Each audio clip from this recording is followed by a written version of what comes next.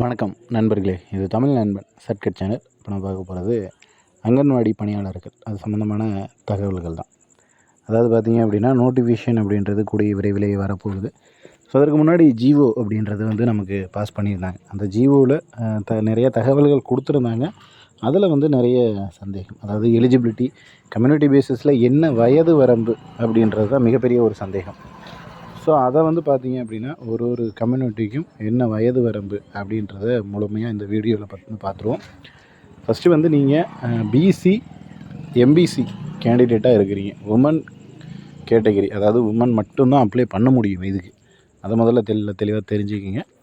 இதில் நீங்கள் BC MBC இருக்கீங்க அப்படின்னா உங்களுக்கு அதிகபட்சமான வயது 35, குறைந்தபட்சம் 25 வயதை தாண்டி இருக்கணும். அதிகபட்சமான வயது பார்த்திங்க அப்படின்னா 35 வயதுக்கு கீழே தான் இருக்கணும். 35க்கு மேலே இருக்குது, 35 இந்த மாதத்தில் முடியுது, அடுத்த மாதத்தில் முடியுது அப்படின்னா அது செல்லுபடி ஆகாது. ஸோ இது பிசி எம்பிசிக்கு. அதே போல் எஸ்சி எஸ்டி கேண்டிடேட்ஸ்க்கு 40 வயசு. இது ஏஜ் லிமிட் அப்படின்றது. இதுவே ஆதரவற்ற விதவையாக இருக்கிறவங்க, ஆதரவற்ற விதவையாக இருக்குது இவங்களுக்கெல்லாம் என்ன ஏஜ் லிமிட் அப்படின்றதையும் பார்த்துருவோம். First BC MBC 35, SC ST 40 அப்படின்றத தெளிவாக சொல்லிட்டோம். இதில் இருக்கிற இந்த கம்யூனிட்டியில் இருக்கக்கூடிய பெண்கள் எல்லாருக்கும் இதுதான் ஏஜ் லிமிட். இதை தாண்டி ஆதரவற்ற விதவை இதில் எதில் வருவாங்க அப்படின்னா, பிசியில் அதாவது பிசியில் இருக்கிற ஒரு உமன் கேண்டிடேட் ஆதரவற்ற விதவையாவோ அல்லது விதவையாவோ இருந்தால் அவங்களுக்கு 40 வயசு ஏஜ் லிமிட். அதாவது இப்போ ஒரு பெண் பிசியாக இருக்காங்க, ஆதரவற்ற விதவையாக இருக்கிறாங்க அப்படின்னா அவங்களுக்கு 40. பிசியில் இருக்காங்க, விதவையும் கிடையாது, ஆதரவற்ற விதவையும் கிடையாது அப்படின்னா 35. இது ரெண்டில் ஏதோ ஒன்று இருக்குது அப்படின்னா அவங்களுக்கு 40 வயசு. ஸோ அதனால் பிசியில் யாருக்கெல்லாம் 40 வரும், யாருக்கு 40 வராது அப்படிங்கிறத தெரிஞ்சுக்கங்க தெளிவாக. சேம் இதே மாதிரி தான் எம்பிசிலையும். ஸோ எம்பிசியில் ஒரு உமன் இருக்காங்க, அவங்க விதவை அல்லது ஆதரவற்ற விதவைக்கு கீழே வராங்க அப்படின்னா கண்டிப்பாக அவங்களுக்கும் 40 வயசு அப்படிங்கிறது தான் ஏஜ் லிமிட் வரும்.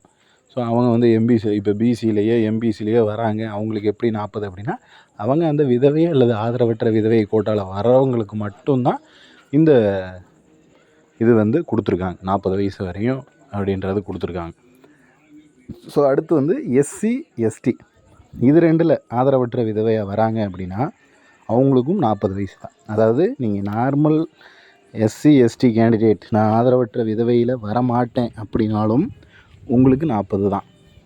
இல்லை நான் எஸ்சி எஸ்டி கேண்டிடேட்டில் வருவேன், நான் ஆதரவற்ற விதவையாகவும் இருக்கிறேன் அப்படின்னாலும் உங்களுக்கு அதே 40 வயது தான். சேம் ரெண்டுக்குமே பார்த்தீங்க அப்படின்னா அந்த 40 ஏஜ் லிமிட் அப்படின்றது தான் ஃபைனல்.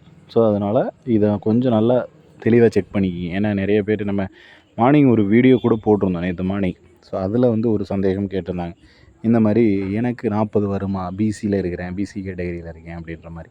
ஸோ அவங்களுக்கு விதவை கேட்டகரி இருந்துச்சுன்னா மட்டும்தான் அந்த 40 ஏஜ் லிமிட் அப்படின்றது வரும். மற்றபடி யாருக்கும் வராது. அதே போல் இந்த எக்ஸாமுக்கான ஸ்டடி மெட்டீரியல்ஸ் அப்படின்றத நம்ம ப்ரொவைட் பண்ணுறோம். ஸோ முழுக்க பார்த்தீங்க அப்படின்னா பிடிஎஃப் ஃபார்மேட்டில் இந்த தேர்வுக்கு கேட்கக்கூடிய அனைத்து கேள்விகள் அடங்கிய ஒரு தொகுப்பாக தான் கொடுக்குறோம். தேவைப்படுற நபர்கள் இங்கே கீழே தெரிகிற காண்டாக்ட் நம்பருக்கு கால் பண்ணிவிட்டு அமௌண்ட் பே பண்ணிவிட்டு நீங்கள் தாராளமாக வாங்கிக்கலாம். இதில் வேறு ஏதாவது சந்தேகங்கள் இருந்துச்சு அப்படின்னா கீழே கமெண்ட் பண்ணுங்கள். நெக்ஸ்ட் அடுத்த வீடியோவில் பார்க்கலாம். தேங்க்யூ.